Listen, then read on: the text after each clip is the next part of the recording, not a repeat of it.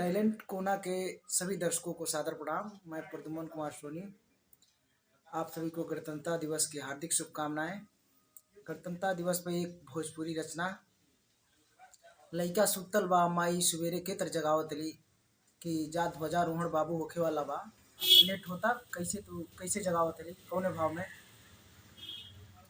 उठ उठ उठ उठ हे बाबू देखो हो भोर हो गईल।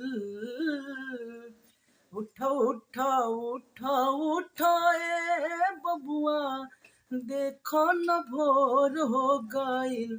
कि लहरल गगन बीच अपन तिरंगावा त चारू ओर शोर हो गईल। कि लहरल गगन बीच अपन तिरंगावा त चारू ओर शोर हो गईल। जगे जगे होता बढ़िया बढ़िया समारोह हो। अतः से न छूटो तर जाई के मोह हो। ए जगह जगह होता बढ़िया बढ़िया समारोह हो। तह से न छूटो तर जाई के मोह हो। आँख खोलो हे बाबू देखो जोर हो गईल।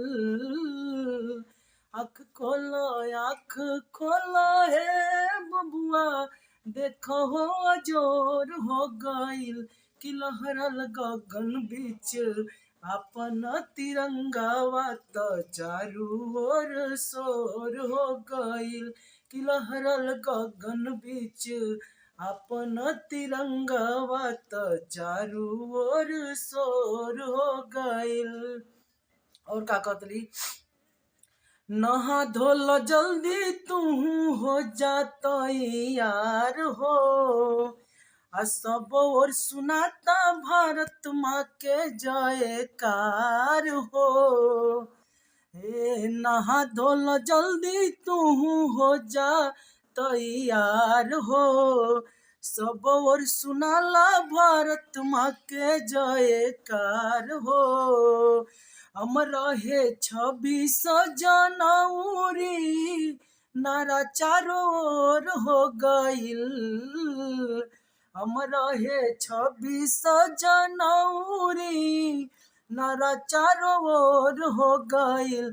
कि लहरल गगन बीच अपन तिरंगावा त चारू ओर शोर हो गईल। उठ उठ उठ उठ हे बबुआ देखो हो भोर हो गईल।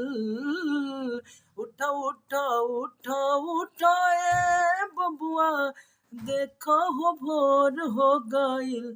कि लहरल गगन बीच अपन तिरंगावा त चारो ओर शोर हो गईल। कि लहरल गगन बीच अपन तिरंगावा त चारो ओर शोर हो गईल।